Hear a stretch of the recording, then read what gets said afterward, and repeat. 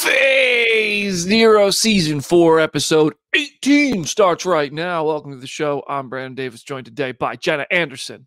Hey, everybody. We got Aaron Perrine. I am the person uniquely suited to be your shield for this deluge of Marvel content, Brandon Davis. Let's go. It's a good thing I brought my steel chair just in case. I like that reference.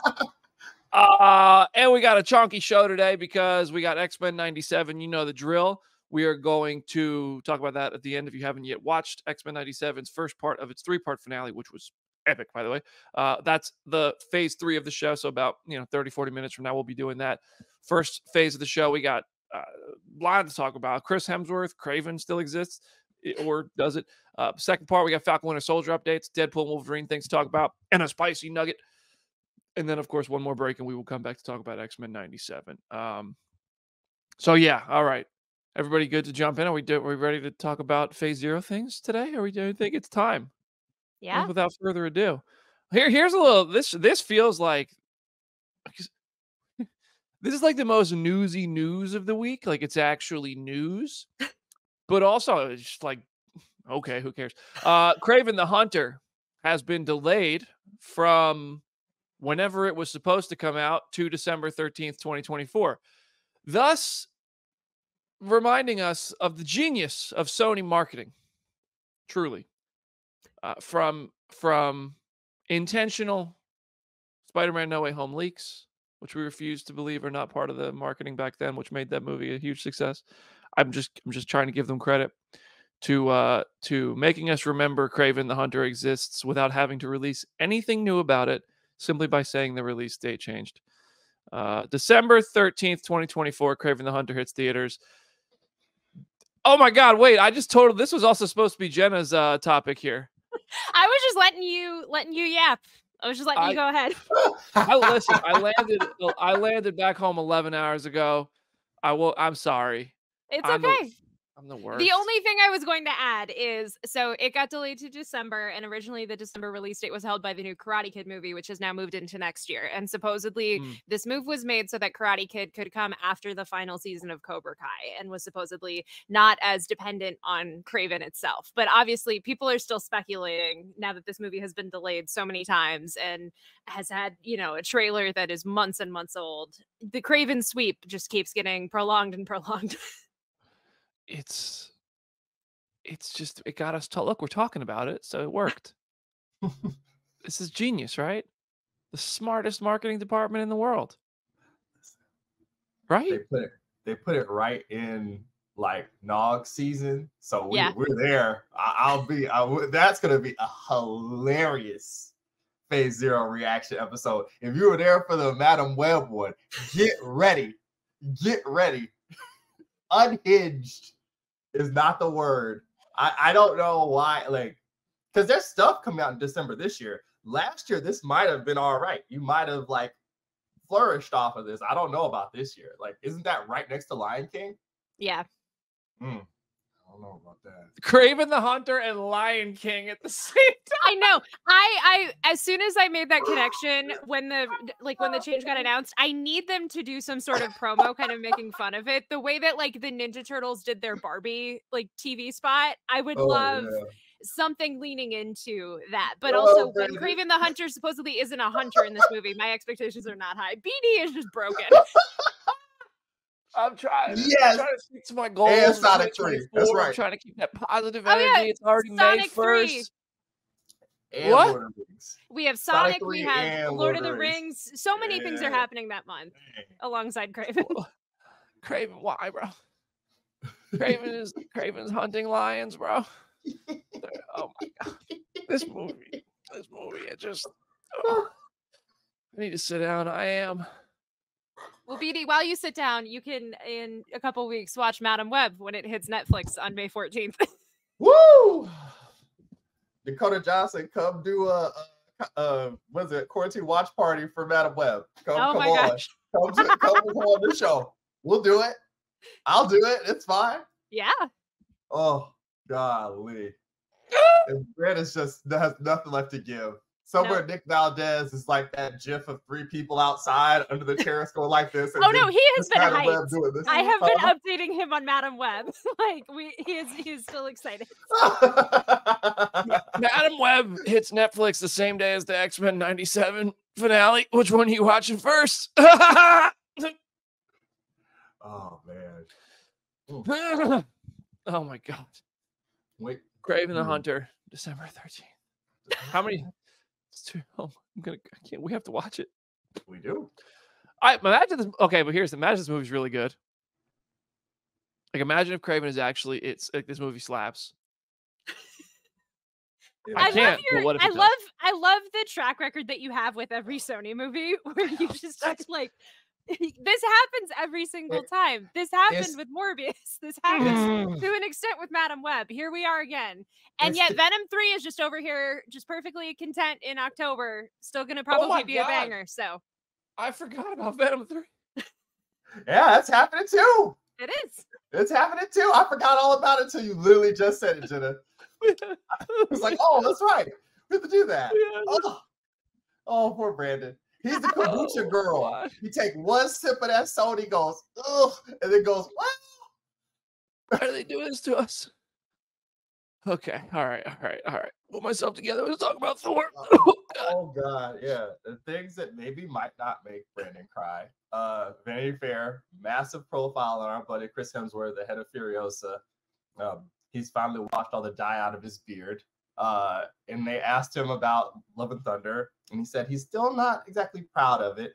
He's like, I think I got caught up in the improv and the wackiness, and I became a parody of myself. I didn't stick the landing. He also said that he feels like he owes the fans another one, which is very interesting. He is too nice of a man. He's too nice of a man. You don't really owe us anything, Chris Hemsworth. You don't. Listen, drinking the amount of protein shake that you have to be that big, I wouldn't wish that on anybody. He's like eating like Joe Thomas level calories, just like, okay. So apparently he wants to come back. How does everybody feel about him talking about Love and Thunder and him talking about his Marvel career here? I want another Thor. You want another Thor? At the same time, I agree with you, Aaron. I feel like he doesn't owe us anything. Like, and it's also a lot of pieces went into making Love and Thunder the movie that it was. Like, I appreciate his comments, but I also feel like it's not like we were blaming him for it. Like, there was a lot going on. But yeah, I'm glad that he has the perspective that he does now. Like, I know he's talked about like his health in the past couple of years and how that kind of reframed his career. And I know working with George Miller definitely reframed his career. And so it's like I'm glad that he's saying the things that he's saying. Yeah, I mean, I'm glad. I think Chris Hemsworth enjoys playing Thor. I think he's got a pretty logical approach to all this work. I think he's great as the character. Thor is one of the few, remaining OGs that I hope sticks around. I think we'll get a Thor 5, but I really do feel like Chris Hemsworth, I could see him sticking around in the MCU as a supporting character for Avengers films, for another 10 years. I really could see him doing that, or at least, like until the multiverse saga wraps up. Beyond that, I have trouble seeing him carrying that torch because he'll be like the only one left. And I feel like a lot of people like there's probably, it just feels like they can feel like an energy shift without, Robert Downey Jr., Chris Evans, and Scarlett Johansson, and all these people who they feel like they all have tattoos together. They're not there anymore. So maybe they eventually get tired of it, but I don't think Chris Hemsworth is too tired of it. I think he's just spending time with his family and doing all this stuff that sounds like he's living his life pretty well. But hell yeah, I want Thor 5. I really want Thor 5. I hope it's really good. I'm not a Thor Love and Thunder hater as much as everyone else is. I do remember that I went to that premiere, had a great time, and then I watched it again outside of the premiere. And I was like, damn, that premiere energy. I'll always own this. I got a little too excited after the premiere. I was like, man, I love this movie. And I took Richard to go see it. Richard looked like Homelander in the theater, just not having a good time at all. And I was like, man, this isn't as funny as the last time. I remember telling everybody, this is such a funny movie. This isn't funny. So I felt really awkward that it wasn't that great. And I was like, damn, I just bought into the hype of that premiere night. I think Thor 5 has a lot of potential. I think Thor is a series of hits and misses. I like the first Thor. I love Ragnarok. I love the first Thor. Dark World and Thor Love and Thunder, not so much. So they're on, like, if it's peaks and valleys, we're due for another peak in the Thor franchise. it's funny you should bring up Downey too, because he was quoted in this Vanity Fair thing because he heard Chris being kind of hard on himself and was like, Thor is the most complex of us. The three hits in a row with Ragnarok, Infinity War, and Endgame are the most impressive internal work that any of us did as mainline Avengers in that Vanity Fair piece. So for those of you who have been following behind the scenes, me and Jenna's like follow the quotes stuff. Why is former team captain Robert Downey Jr. out here big upping his and putting over his friends again? Unless, and they also mentioned they both went to Chris Evans's wedding and saw Renner there and was happy about that. If you're just paying attention, pay attention to the background, guys. Listen, there. You think they didn't talk about? Hey, coming back? Who all's gonna be there for Secret Wars? Who all gonna be there? You coming? All right, I'll show up 15 minutes late. It's in the background. There's no way they don't talk about it. Yeah. There's no way. Y'all got tattoos together. If we all get tattoos, I'm gonna text y'all every week for the rest of my life. So when are we getting our Phase Zero tattoos? Oh man, I know. Jamie's excited. She's like, she heard it right now, wherever she is. She heard it. What? Get like a big old PZ teardrop. That's what I'm gonna get. Yeah. Next time we're all in San Diego, we're gonna go straight to the tattoo shop. Somebody go get on that, Elliot. Give us a Phase Zero PZ. Oh God. Elliot. All right. Well, actually, I'll go to I'm gonna come back to the Jacob Batalon bit. We have Jacob Batalon talking about Spider-Man 4, but because of the conversation, I'll just keep this going. The Russo brothers, they opened up about Robert Downey Jr. returning as Iron Man, talking to Games Radar. Anthony said, I don't know how they would do it. I don't know what that road would be. And Joe Russo added, I mean, we closed that book, so it would be up to them to figure out how to reopen it. 2 takeaways from this. 1, they're just obviously not involved anymore. Like, they see what they did with Endgame as the end. They are right. It was perfect. I love the Endgame ending. But also, maybe the Russos are a little like, hey, guys, we really wanted Secret Wars. What the hell? We don't really care about saying nice things anymore. Not that this is mean, but it's just not hopeful. It's not that typical, like, we're building something with the story. They used to be very like, well, let me teasy here. And now they're kind of just like, I don't know. We finished it, so whatever they want to do. And I don't know the context. I'm just, I don't know the tone of the interview. But I mean, there was a lot from this interview, like updates on other projects that they have going on. So like, I don't disagree with you that might have been part of it. This is a common thing, I feel like, in superhero media, because I know even with like the CW shows, there would be certain showrunners or certain writers who would introduce a plot point and they would be like, this is up to the future writers to maybe pick this up and do something with it, or maybe they won't do anything with it at all. So it seems like that is kind of their outlook at this point. And I don't fault them for having it. It's also this thing of like, there are so many comics and so much precedent for ways to bring Downey back through the multiverse or through time travel or whatever. So it is kind of funny that they're like, I don't know how they would do that, because it's like, there are ways. There's plenty of ways. You could have Robert Downey Jr. or you could have Tom Cruise. It doesn't matter. You could figure out a way to have Iron Man in there through all these devices that have been introduced in the past 3 years.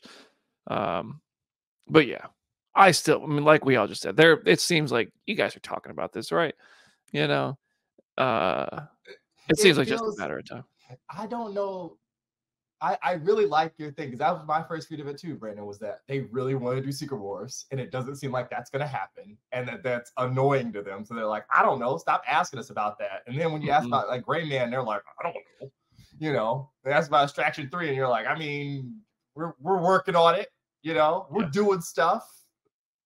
They do that thing where they put the filmmakers over. They put the title over a little bit, even subtly, without trying to like make anything seem like too obvious or connected. They kind of would typically walk that line of like, well, we did end it, but here's a possibility. Now it's just like we don't know. Like you just said, we don't know. So my boys are trying to do Citadel right now. They're too busy with that. I love the Russos, especially for what they did in Marvel. But yeah.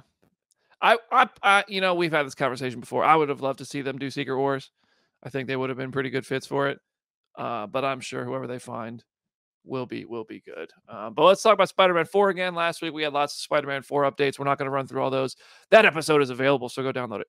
But Jacob Batalon was asked by Chris Killian about Ned Leeds reuniting with Spider-Man, and instead of reciting it for you, we're just going to play the clip. Read tarot cards for Ned Leeds. Do you think they'd say he's going to see Spider-Man again? I honestly don't know. I don't know what any future holds for any of them in that world. I just feel like if things happen, they happen. Like, I genuinely can't even. I mean, I hope so. I definitely hope so. It's sad that he has no friends anymore. So, yeah. Yeah, it is. It's a little sad. And now there's probably going to be a Hobgoblin card in there for him. I mean, he gets so lonely. Who knows? Yeah, I mean, maybe, hopefully. Oh, nervous laughter. The bit of him having no friends was like, it's true, but it's a sad thing to hear, and it's a sad thing to be reminded of, that Peter has no friends. I think they will reunite. Yeah. It would be such a bummer if they never touched Spider-Man again. Like, if that just the ending of No Way Home was just the end, and all he does is show up in an Avengers movie, and we're like, well, yeah, he's still out there just Spider-Manning. We just don't see him anymore. I mean, they're gonna make another one, right? They're gonna make another one, right? Rothman seemed very intent on bringing all of them back for the next one. The last time he spoke in person, so I don't know. I mean, I don't think. Listen, the one thing I know the fans want that I feel like is still gonna happen. So don't get your stuff in a twist. But Zendaya is going to be in the next one. Okay, I don't know about Ned, but I know Tom Holland's prospective wife is probably going to be in it. And she'll probably be playing tennis. I know the stuff Jacob has worked on has been a little quieter, not quite as mainstream as Tom and Zendaya, but Jacob's been doing some good stuff. I feel like Tom's stuff's outside of Spider-Man has, if it was a WWE reality spinoff show, it would be called Mid and Misses. And that's kind of a lot of Tom's stuff. Like, it's not been great. He's done a few good things, but mostly stuff that's like, But Zendaya has had the Challengers was fantastic. So I mean, it's not like they're not booked and busy, all of them. They're not desperate for the bag, but Spider-Man has been the thing that most of them have had the most success with. And I think Zendaya is the one who's been really spreading her wings and crushing it outside of the franchise. But I think she'd be down. They'd all be down to come back. Hopefully, everybody's got a price tag anyway, but I don't know. Maybe they just have fun doing it and they want to finish the story. Wow, that was an accident, Aaron. That last one was an accident. I understood that reference. What's that? I just also in the comments, everybody's like, "Oh, I don't care about Ned, all the magic, blah blah blah," and it's like, I guess, guys, like Ned having magic, I don't like that.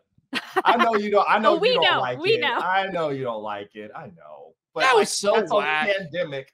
I don't care. I don't know. I think it sounds bad. But like, it's not like a make or break thing. A lot of the things that Marvel fans get like hung up on, I'm just like, what goes on? I want to know what like daily challenges like happen for you. that stuff is like what's like, oh my god, you know what I mean? But I think the Raimi movies have too much of an outsized influence on how the fandom has too much what? Yes, has too much outside influence on how they like process the newer movies, because the reason Peter didn't have a bunch of friends in those is because money is a thing. And James Franco was very expensive. And so is Kirsten Dunst. And, that's why. So it's fine. I don't think there's not going to be no Black Cat. Like, I don't think that they're just going to, like, there probably aren't going to have too many surrounding characters. But it's okay for the boy to have friends. He has this hilarious cast of characters to all the early comics through college. There's like 5 or 6 Archie-looking people around Peter Parker at all times, y'all. Like, it's a soap opera first and foremost. It is like a that soap was kind opera. of how the comic started, and it just happened to have superpowers on the side of it. So yeah, having that element is totally fine. There's a lot of precedent. Yeah.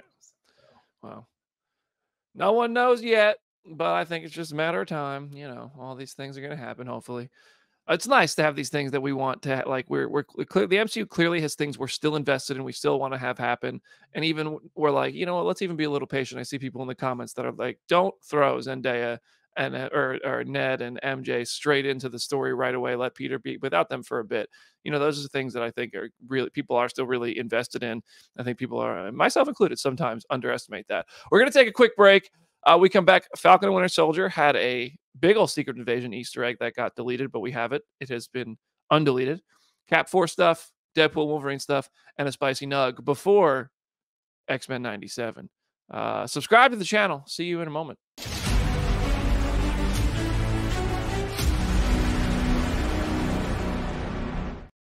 Welcome back to Phase Zero. Falcon and Winter Soldier had a deleted scene. Now that it's getting that physical media release, the deleted scenes and bonus features are starting to trickle out. So I believe it's already out, right? It's on Blu-ray and Steelbook now. Yeah. But so that came with deleted scenes. One of those deleted scenes was released online, and we have it here. So let's just play the clip, and then we'll talk about it. You know, armor beats wings, Sam. Right. I got lasers, all kind of Stark tech. Yeah, that's it. That's how you do it. Push. Exactly. Is that how you fly? Exactly. Speaking of which, look like you're moving around pretty good now. Oh yeah. That upgraded procedure. Haven't had to wear the hardware for a minute now. Feels a lot better, I tell you. Hey, look, man. I know I didn't say it before. I know we talked about it, but... Sam, don't. Come on. But I'm gonna be mad at you because you dodged out of the way? To be honest, as bad as you fly, I'm surprised you didn't dip right back into Vision's beam.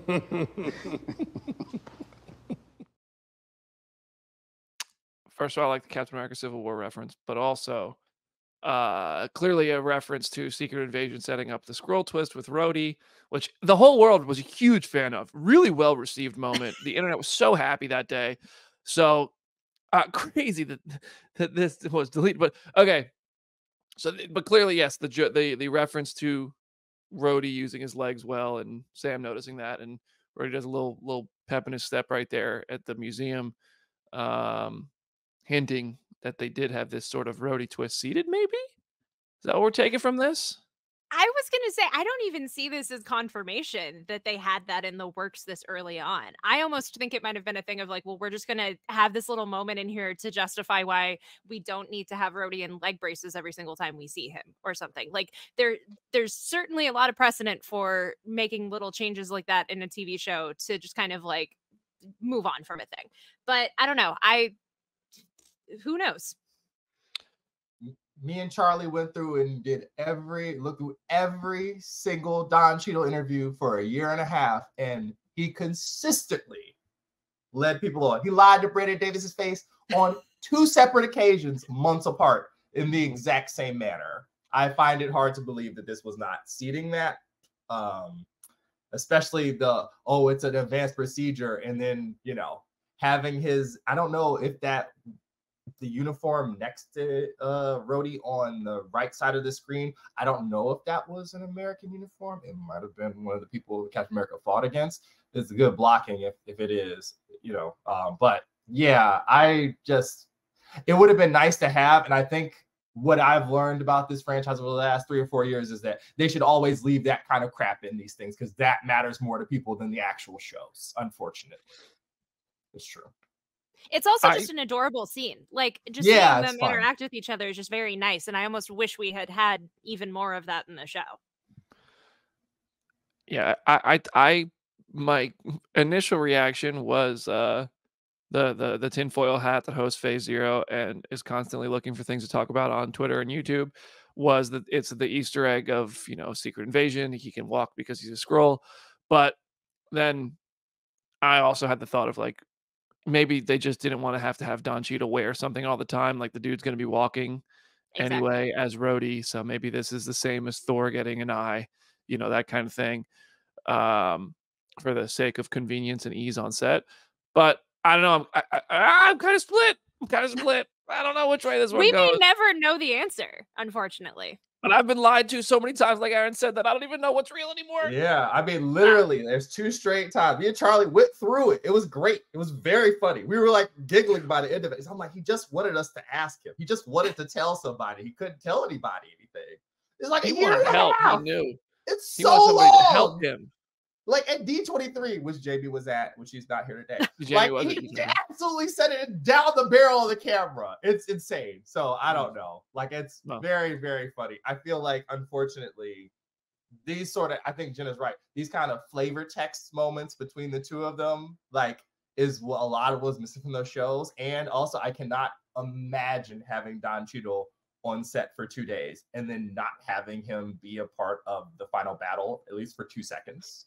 Mm-hmm. Like, if we have him here, I think that should be a thing going forward too. If you can get somebody to come in for 2 days or a day and record anything, and there is an action sequence, the fans would appreciate said Avenger helping other Avenger whenever applicable. That would go a long way too. So I don't know.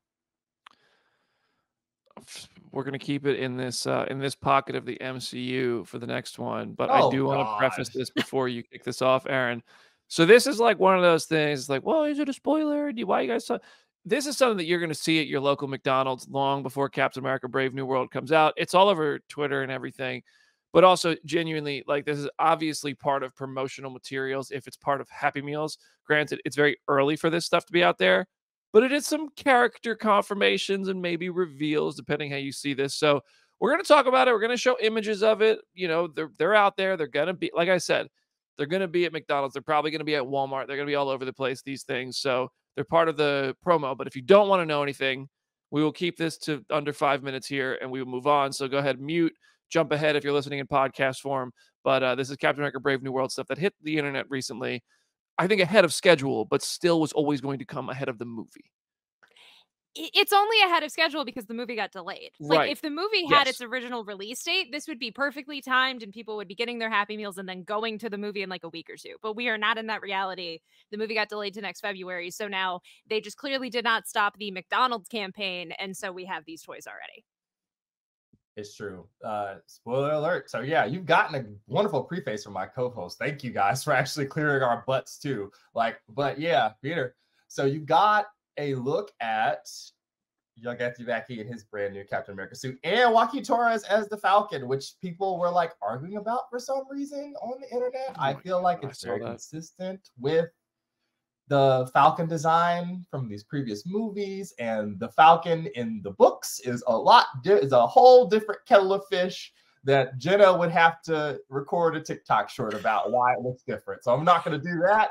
But I will say, it's just that the costume looks busy. Like, I do like the costume, but I feel like there's a lot to it that probably they could have streamlined it a little bit more, and it would look a little more comic accurate in the process. It's just that there's so much on it. It looks physically heavy. But you know what I mean when I say there's a reason that it I'm can't not look even like talking about that comics. aspect. I'm just talking about purely, like, there are valid complaints about the design of the costume itself. If you go back and look at Civil War and Winter Soldier and the design of Anthony Mackie's first Falcon suit and put them side by side, I feel like you get a little bit of why it looks the way it does. I mean, listen, I know Jenna's like, I want it to look like the thing. First of all, listen, Danny Ramirez did a bunch of sit-ups. He did a bunch of bicep curl. He was in the gym. If anybody wanted to have all of this out, I would let him go full force on it, but apparently they didn't want to go that direction. I think that's also the complaint people are having. Internet, if you want the deep V, just say it. That's right. Listen, it's Challengers Weekend. It's still going on. The thirst is real on these internet streets. So yeah, this happened. Are we showing the other part of it too? Yeah, we have both of the big. Okay, yeah, go ahead, give me the toys. We got toys. You know. And there's, Red Wig, and like I laughed too because me and Jenna were like going through and being like, "Who in the world? Really? Yeah, because full disclosure for people just listening, the initial picture of the McDonald's toys is in another language, and so Aaron and I had texted this to Aaron like a week or two ago when it first surfaced online, and it was like, really? These characters? Like, finding out in this context is the funniest possible way. Every time there's a toy or merch drop and it spoils something, Jen and me immediately start laughing with each other because of the recurring bit on this show. And I love that you guys tag us whenever it happens, where someone's like, did a crab rag these goods? And I'm like, who's to say? Who's to say, Molly? So one of them, for context, says Cascavel, which is Portuguese for rattlesnake, which I believe will translate to Diamondback. Right, Yes. yeah. A new villain who's coming to the MCU. It also had Red Hulk in there. It had, new Falcon toy, multiple Captain Americas, and Ruth. Yes. So that people think that might be Sabra, who was announced when the movie was announced at D23, and who is a very controversial, complex character. And so people might think that she might just be going by the name Ruth in the movie. Interesting. Okay, And, so those are all out there. The origin of it might be a little bit different too. I'm hoping for various reasons that maybe, just maybe, we get a little bit of a MCU remix. Or, man, you know what? You can just be some different character. That'd be easy. That's fun. There's 8 million SHIELD agents. Jamie can tell you all of them. But yeah, so those are out there. If you want to find them, I'm sure you can go on Twitter and search it. It's pretty, I mean, they're on the website. It's on comicbook.com/Marvel. These images are everywhere now. Like, there's a full-blown commercial. So, I'm gonna be honest. The one thing I'm very interested in is the Happy Meal box itself with the Captain America shield on it. I'm like, that thing looks kind of dope. I might have to go, order me a Happy Meal one of these days. You are in training. Right. You're not supposed to be eating Happy Meals. I know, dude. Listen, it's a cheat day. The food priest. By the time this movie, well, wait, when do these hit? Are they out at McDonald's right now? Yeah, there are people who have them right now. Yeah. People have gotten them this week. Look at PD. He's like, we're going to drive to McDonald's right now on the show. Yeah. Yeah, I'm about to sit here, calculate those calories, and be like, you've earned it. Oh God! All right. That'll wrap up our Captain America: Brave New World segment. No more about that if you didn't want to hear it from this point forward. Somehow, if you timed it perfectly and just rejoined, welcome back. No more Cap 4 McDonald's toy discussion. Don't go to McDonald's if you don't want to see a spoiler for Captain America 4. Good luck. Yeah, seriously. So speaking of other spoilers for upcoming movies or lack thereof, so Sean Levy did an interview with the Associated Press, and he said that Deadpool and Wolverine doesn't have homework. He said, I very much made this film with certainly a healthy respect and gratitude towards the rabid fan base that has peak fluency in the mythology and lore of these characters in this world, but I didn't want to presume that. This movie is built for entertainment with no obligation to come prepared with prior research. Aaron and I have been talking about this a lot because, first of all, it's also funny having this quote come out when we are almost nearly done rewatching and doing our homework for all of the Foxverse movies. Like, that is just hilarious in and of itself. But it's interesting to make that comment when you have the TVA, when you have all of these little Easter eggs from other things. Like, I'm curious to see how that all is still accessible while still being as deep as it is. Imagine watching this movie with never having seen a Marvel thing before. Like, people will do that. I'm sure somebody will do that. They will. Yeah. But like at this point, if you have seen nothing of the Marvel Cinematic Universe and nothing of the X-Men universe, first of all, how have you avoided all of that? And yet you're going to see Deadpool and Wolverine. Like, it's not like this is for kids, like where like a 9-year-old could just, be starting watching movies for the first time. This is R-rated. This is adults. Everybody in there is going to be 17 and up. Y'all saw something before. But anyway, also, if you haven't seen this stuff, you are going to be looking around a lot. Like, why is that? Why is there that's funny? It's funny. Yeah. Okay. I get it. Like when you're a kid and you're watching Austin Powers and you're laughing because everyone else is laughing and you swear the movie's so funny, but you really don't understand what the jokes mean. That's what it's going to be like watching Deadpool and Wolverine as somebody who's never seen a Marvel movie before, if that's the case. But you broke Aaron. This guy, like, who's like obviously like laughing at like it's a Tim Robinson sketch. He's just like, yeah. He's clearly the last person to laugh every time. Yeah, like, yeah, no, totally got that one. That was from the for sure. Yeah, that's what's gonna be. Like, you would be that person. No. Yeah.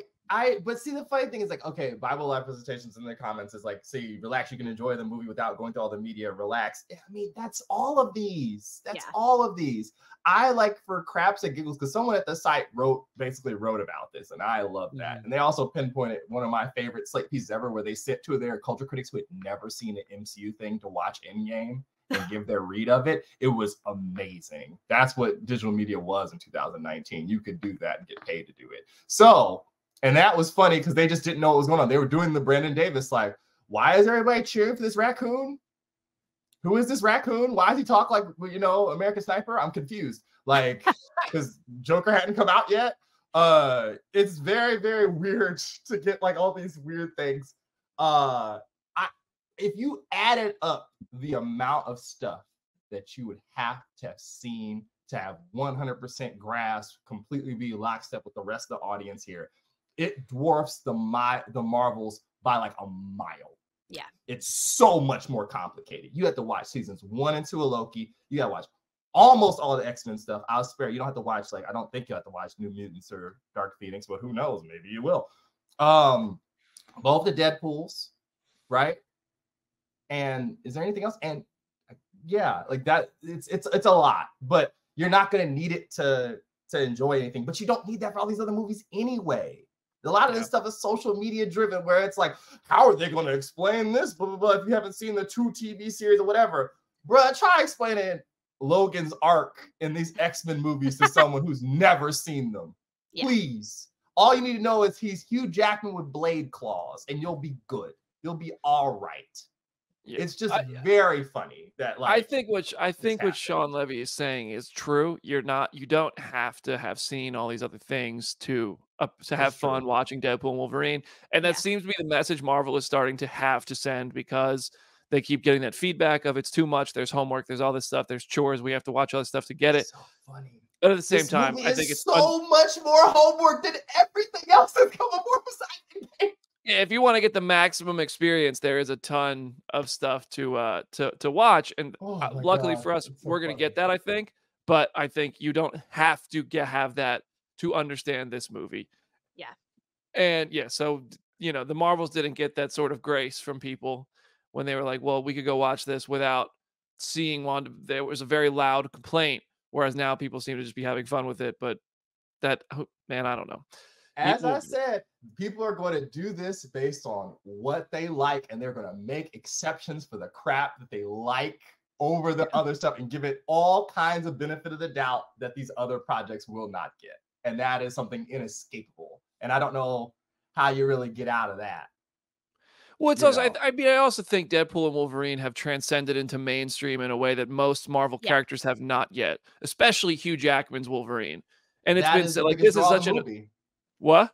That's the biggest draw of the movie to me. Wolverine? I'm pretty sure to a casual audience. Oh yes. Yeah. Oh sure, yeah. And then you put the two of them together. Like, what do you mean Hugh Jackman's playing Wolverine again? 2 weeks after the Super Bowl when he saw the trailer? Like, yeah, exactly.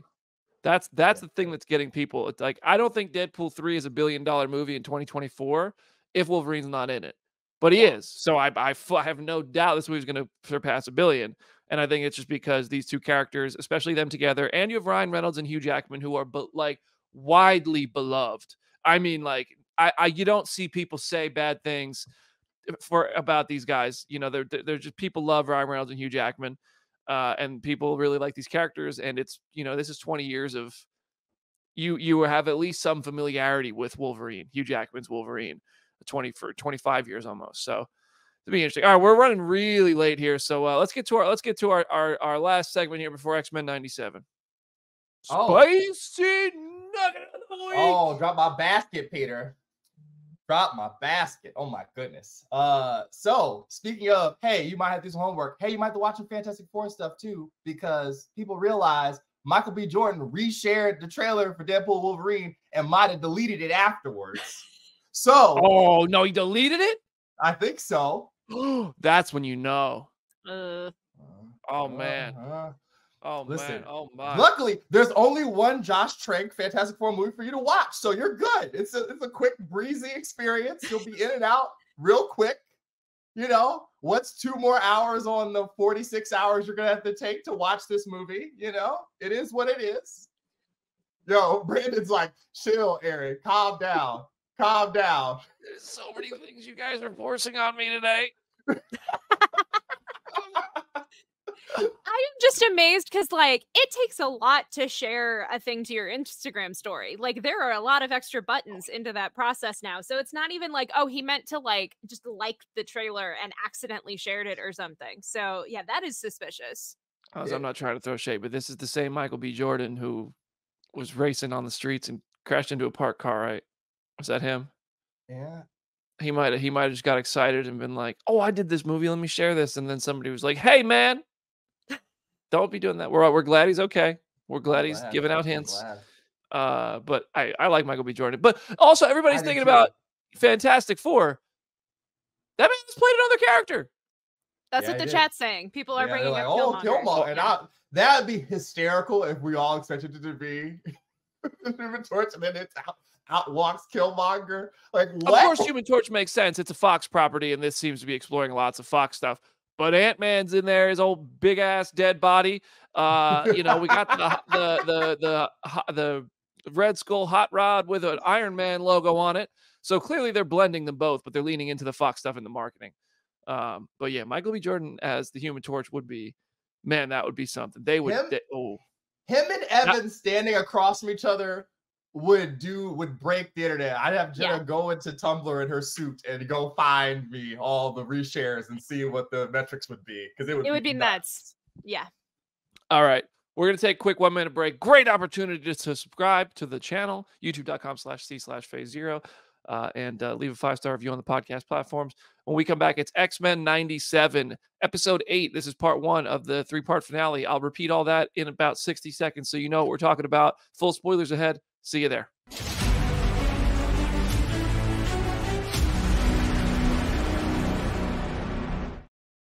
Welcome back to Phase Zero. This is our X-Men 97 portion of the show. Almost 1,000 people watching live across all platforms. That's very cool. Great opportunity to subscribe to the Phase Zero YouTube channel. Thank you for joining us every week. Really is really fun to me. I met a couple people when I was in LA just now for Kingdom of the Planet of the Apes who came up and they were Phase Zero listeners, and it always blows my mind when they say something specific about something we say, and I'm like, damn, you really actually do listen to the show. So to all of you, genuinely, I always think that's so cool. Shout out to Gio.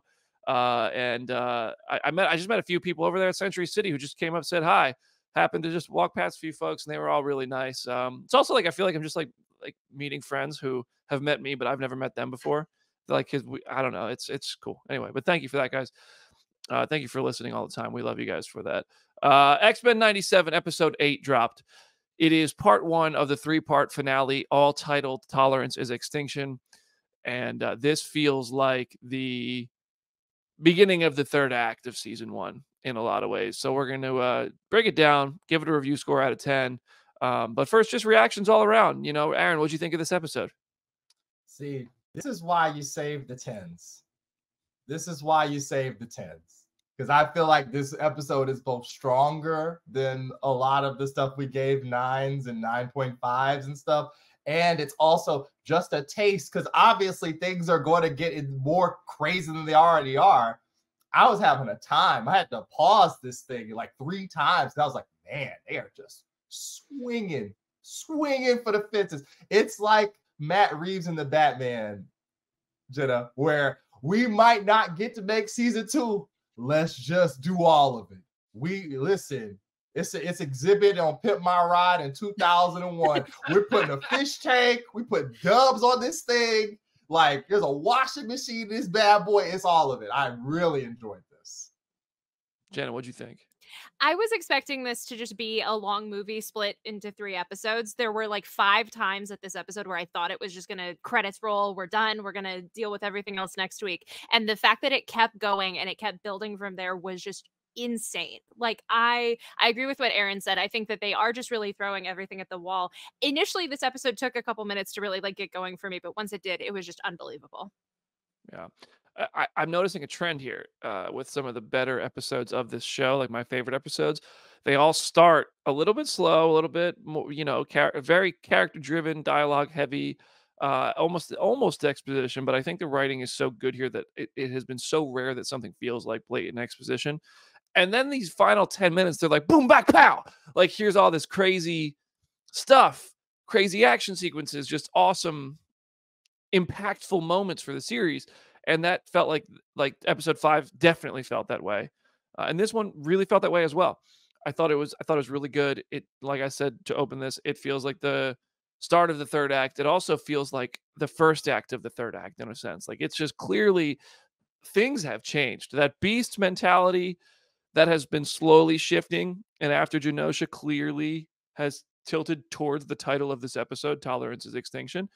The Magneto was right line, showing the shift forced upon the X-Men, who were not going to be enemies to humans, and now they're kind of like, yo, listen, yo, you left us no choice.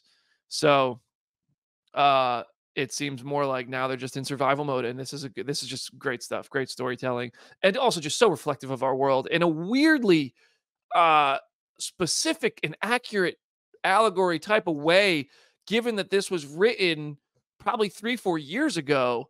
Yeah. But I think that's just not just a sign of what's happening in the world and how that's reflecting now, a sign of the evergreen nature of the elements, the things that X-Men have always been able to tackle, and how history it's evergreen, not in a good way. It's because history keeps repeating itself, even in the negative ways that we humans just refuse to learn from. And the mutants are trying to represent the evolution of getting past repeating stupid mistakes and treatment of people. And yeah, so I find it crazy though how specifically on the nose it is in the allegory it represents for what's happening in today's world right now. But yeah, anyway, the episode starts with at the mansion, right? And Scott is like looking at the picture of Xavier basically being a dad to all the kids and in the X mansion, and he's just like, wow, I gotta figure that out myself, huh?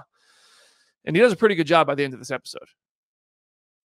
The Summers family dynamic made this episode for me. Like, on top of all of the moments that we will be talking about of like the Magneto was right and whatever, but just getting the three of them together, and just also getting Jean to kind of talk about what Madeline meant to her and what this weird family dynamic is, I was over the moon.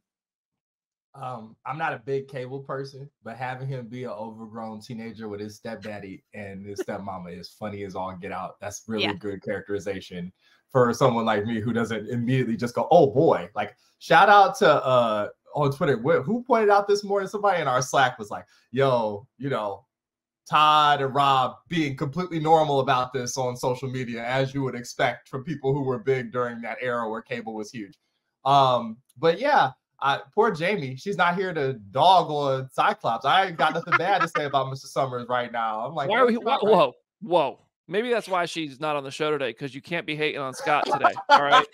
You have missed the weeks of discussion where Jamie has made her opinions about Scott very clear. It's been great. I still love her, even though we completely disagree. Oh man. I'm not a Cyclops hater. I never will be. What else we got here? Oh, Bastion. This man, yo. Okay, Bastion is a bad guy. We touched on Bastion last week after the reveal. This episode really kind of went into his backstory and largely followed the comics and what kind of like added to it. Like it kind of added its own. It changed like the very origin because his dad did not get that virus in the comics, but so they kind of like fast tracked it because that would have been a whole longer story to tell. But I thought that the way they kind of showed us that he is an amalgamation of all these threats to mutants in super form was a really interesting thing to do.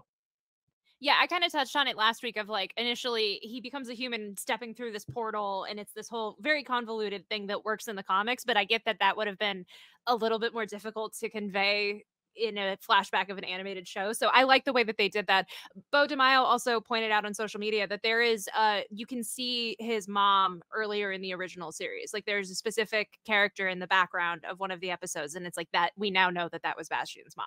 Wow. Wait, did he say where that was? I gotta pull up. I don't have the tweet pulled up, but yeah, it was a specific episode. She's like a receptionist or something, just like in the background, and now you know who she is. I wonder what would happen if we asked Bo DeMaio to like do an interview with us or something, because I don't know if that's like they took him off the press tour and stuff. I don't know if that would be crossing a line or something, but I would love to hear that man's thoughts on this. I don't know. His insights on Twitter have been interesting.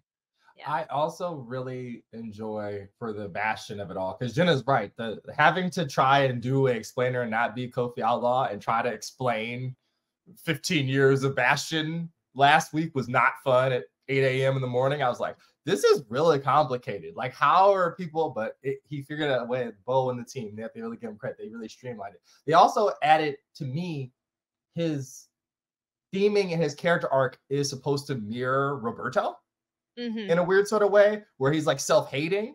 You know what I mean? In like a weird way, where you have the exact sort of experience that like Scott or Jean specifically would have, like in being a young mutant and then being ostracized for it. And instead of going like, you know, I can assimilate or whatever, he's like, no, we gotta get rid of him.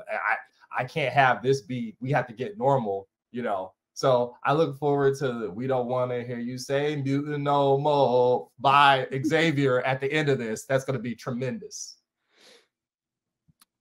Sorry, I was trying to find that tweet. I kind of zoned out on what you guys. It was one man's worth. The chat has pointed that out. So that's the homework the rewatch. Yeah, One Man's Worth Part 1 and 2. Yeah, that was the one that Bastion's parents are in. That we now know they're Bastion's. Oh. Okay, yes. Okay, got it. Thank you, Jordan Stone, and everyone who dropped that in the comments. I just checked. Sorry, I was trying to find that tweet, but I couldn't find it. Bastion was in most episodes of this series so far. And the drawing that Jean saw in episode 1 is the drawing that we see, you know, that sparks all this understanding and this kind of history lesson of Bastion when she touches it and interacts with it and uses her powers. And he was the buyer for the Friends of Humanity in that first episode that led to that epic action scene. And he's also been in most episodes since then, just like kind of passing or having his little hands and stuff. So that's interesting. The world finds out Xavier is alive in this episode, and it went exactly how we thought it would go. They're pissy. They think it's a conspiracy. You got William Stryker on the news talking his trash about, you know, the mutants are going to lead an alien invasion. Blah, blah, blah, blah. My son is a mutant, but I'm not going to tell you that, according to the X-Men movies. But yeah, so that was interesting. I still don't understand why the mutants like acted amongst themselves like Charles was dead, but I understand, like, you know, they turned him into a martyr, they used it for goodwill, all this stuff. It was like a kind of a political play, but now it's kind of blowing up in their faces because Bastion is a freaking manipulator and it's crazy about it. So that was interesting. Oh, hold on a second. Touchy subject for me here. Gambit's really dead. Yeah. Man, like, Gambit is like dead, and seemingly now I know. Listen, it could have sometime in the future. I know Morph died in episode 1 of the series, and here we are. But Gambit's like buried, right? Morph was just kind of left behind. So Cable said, every time I try to stop Genosha, I get pulled back, like we saw when he talked to Madeline Pryor. That's my hypest moment of the entire episode is Beast going, yo, there's a thing in Camotage called Absolute Points. And I was like, yes. Canon event. Yes. I wish the MCU would embrace the term canon event. I'm not going to lie. Me too. But yeah, Absolute Point, Camotage. There's clearly lots of larger Marvel world references in this episode. Spider-Man shows up by the end. But yeah, that all is to say the canon event of this freaking series is Gambit dies. See, I didn't see it, but I didn't see it as Gambit specifically dying. I just saw it as Genosha's massacre. Like, there could be iterations of it that happen where a completely different set of characters die, and it still impacts the team in the same way. I don't know.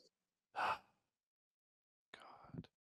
Yeah, I mean, you know, I don't know exactly where we're going with that, but if you see the Watcher and something bad happens, we should probably just assume now in any MCU thing that that's not getting undone, which is wild because Jamie, I didn't see the Watch in the background during Multiverse Madness. You might be all right, girl. You might be all right.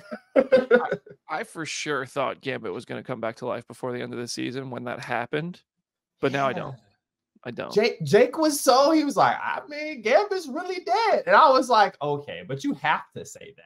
And now I'm like, oh, wow, he might have been telling the truth. That's wild. What the hell, guys? We still have 2 more episodes left. Something could still happen. I don't know. No, the big return, the big surprise, I think, is going to be Storm showing up the last minute, Thor in Wakanda style. Yeah. And she's going to save a bunch of butts.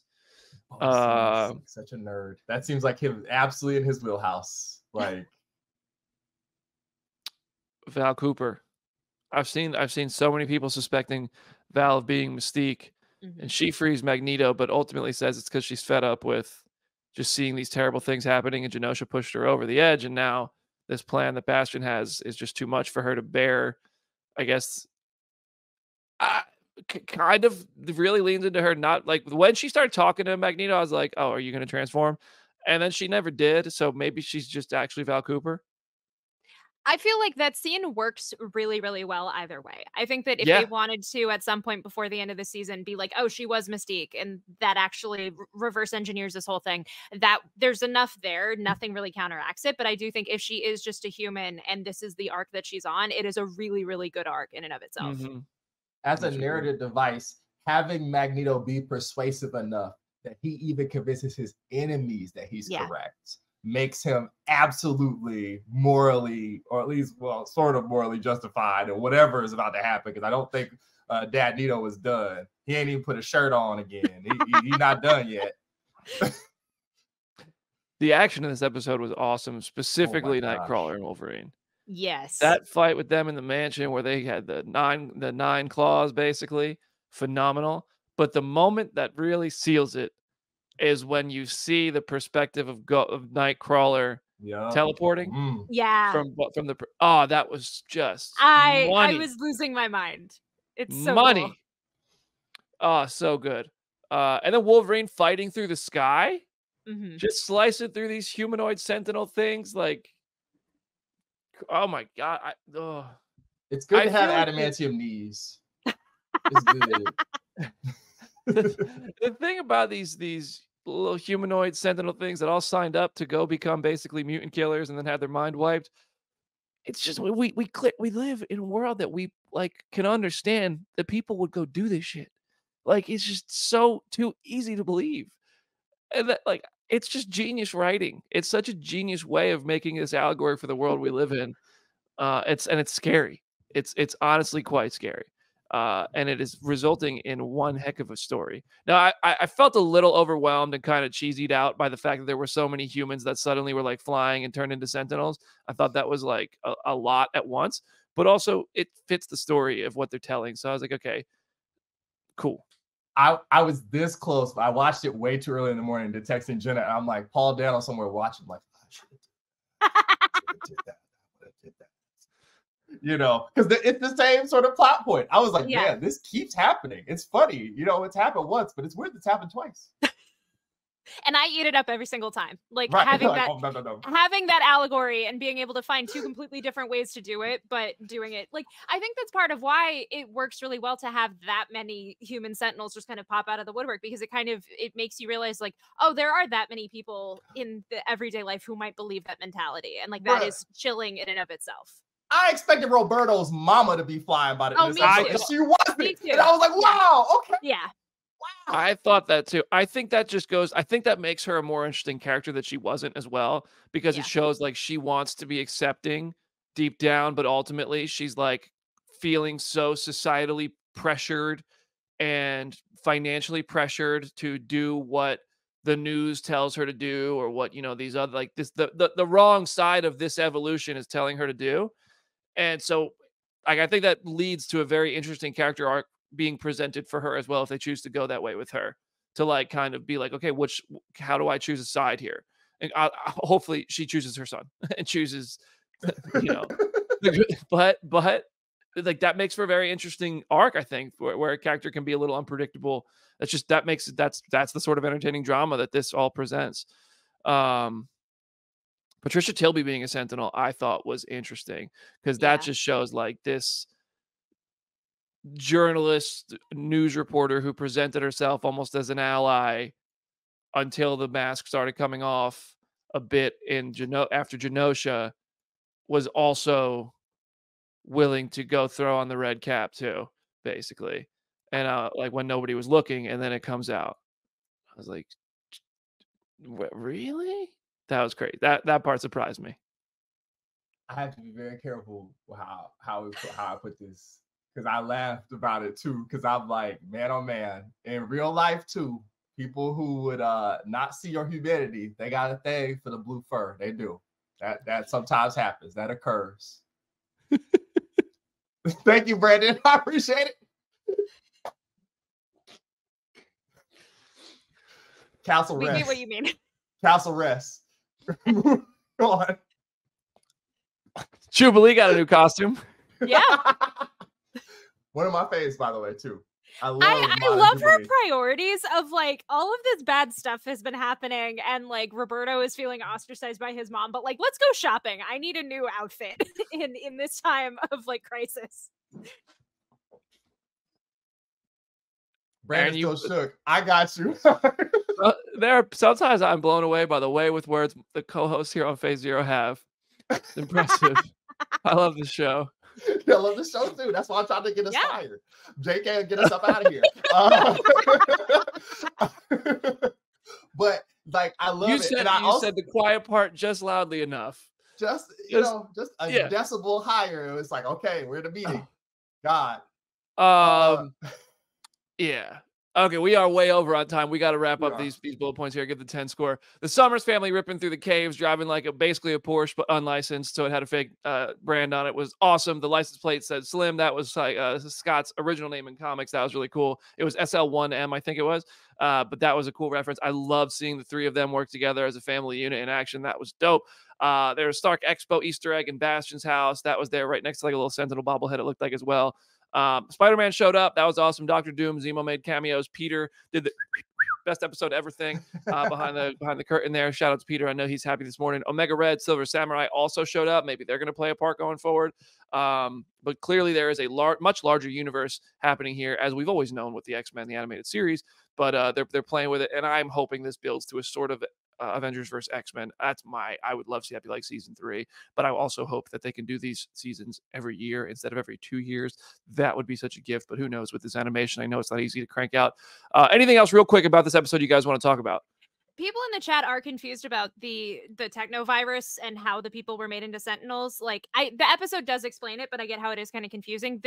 It's the same virus that Sinister gave to Nathan when he was a baby. And so like they were able to evolve it and turn these people into the human sentinel hybrids. We're just calling them sentinels just to streamline the conversation, really. Right. So is there a chance that like Cable and Bishop might have created this sort of thing or helped accidentally make it in the future? And they're like, because like Cable might have been trying to figure out what happened to him. And they might be, that sort of Tony Stark responsibility type thing. Yeah. Could be.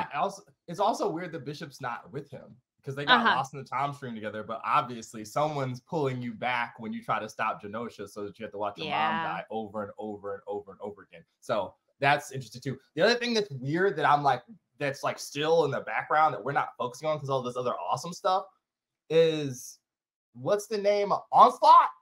Yeah. I feel like that's absolutely still on the board. 100%. What? He experimented on Magneto when he captured Magneto, and now Charles is back on Earth. Yep. So I feel like there's possibility there. Both giant nerd. If we got the big robotic version of Nimrod on screen, anything is still in the cards. Are we going to like a Magneto versus Xavier finale here? Like, do you think Xavier came back to Earth at the end of this episode and he's like, listen, I saw all the really terrible things that were committed against the mutants, and I still want to try to just save this relationship with humans, and I will have an alien race back me to be friends with humans here after Magneto just turned the lights out worldwide. If it I don't know where Xavier is going to stand, and I think that's going to be really interesting in episode 9. Yeah, I could see that being like part of the conflict, but then ultimately they probably like team up to fight Bastion by the end of it. I don't know. Yeah, Bastion's back. All my homies hate Bastion. All right, real quick, out of 10, Aaron, you're at the top. What are you giving this episode out of 10? 10 out of 10. This is what you want from superhero television, at least on my side of things. This is punching so far above its weight class, you can't even really put words to it. Jenna, where are you at with this one? I'm going to say a 9.9. I know I've given 2 10s earlier in the season, and I still stand by those. I think just personally, those episodes were a smidge stronger for me. But like I said, this episode started a little slow, but once it got going, it was incredible. I'm sitting at I'd say 9.5 out of 10. Because I think that the only thing this one is lacking by comparison to episode 5 is the sort of emotional punch Like, I was very invested. It has emotions, but the depth of the emotions doesn't quite go as far as 5. And like Aaron said earlier in the show, you got to save those 10s for when you feel like it really has all of that. And for me, like, this is a phenomenal episode. To give it a 9.5 is, I hope everybody's understanding. I think this is phenomenal. So divided by 3, we've got a 9.8 out of 10 for X-Men 97 episode 8. And I think these next 2 episodes are just going to blow us away. Like, if this was how we started the finale, yeah, the 3-part thing, woo! Also, thank you so much, Disney Plus, for doing this weekly rather than a binge dump. That would have, I haven't watched Fallout because I'm not going to sit and watch 8 hours. I'm just not going to. I know myself, and maybe eventually I'll get around to it. I've seen all the hype. It looks fun, but I'm not a binger. And I know that's like sacrilege to some folks who really love the binge model, but it's not for me. I like this discussion. I like watching one at a time, sitting with it, rewatching it, all that stuff. And this show has been a blast to do that with. We have 2 more. I know Fallout is worth a GeekFi. I see how good everybody says it is. I finally watched Anyone But You on a plane yesterday, and everybody's been talking about how good that was, and it was pretty fun, actually. I enjoyed it. So it turns out the internet sometimes is but only sometimes. Jenna, any last words for today's show? It's at Hey It's Jenna Lynn on social media, and as always, go read some comics. Aaron Perrine. It's at Summit Lake Hornet. Go read all of comicbook.com's coverage of this, of the apes. Go watch all the weird coverage, and Brandon becoming a falconer, and Jamie says hello. Yes. Kingdom of the Planet of the Apes junket was an absolute blast. Thank you for Disney. Thank you to Disney for having us at that. We will be pushing our Deadpool 2 Road to Wolverine and Deadpool episode back a bit because we are going to have 2 awesome spotlight episodes coming with Professor X, Ross Marquand, and Magneto, Matthew Watterson. So we have 2 spotlight episodes. We're going to release those Friday and Monday, I believe. We're going to make sure we're recording those after today's show. So we have to make sure we can get them edited. And I believe, though, we will have no problem getting those out there Friday and Monday. So super exciting stuff coming up on Phase Zero. Make sure you are subscribed to the YouTube channel because those will be on video. If you're listening to us in podcast form, those bonus episodes as spotlight episodes, as they're focused on the actors and their stories, will also be available, of course, in podcast form. So thank you so much for hanging with us. Deadpool 2 will still be happening, probably just about 1 week later. Fortunately, we started our Road to Deadpool and Wolverine X-Men movie rewatch-a-thon early enough where we can have that luxury of moving things around and not stacking episodes on top of each other. But yes, GeekFi, you got to shout, and Deadpool 2 is next to answer your question in the YouTube comments. Over 1,000 people watching live to end the show. Thank you so much for joining us. Subscribe to the channel on YouTube, youtube.com/c/phase0. Leave us a 5-star review on all the major podcast platforms. Play our show for your mom. Play it for your dog. Hit me up at Brandon Davis Media for some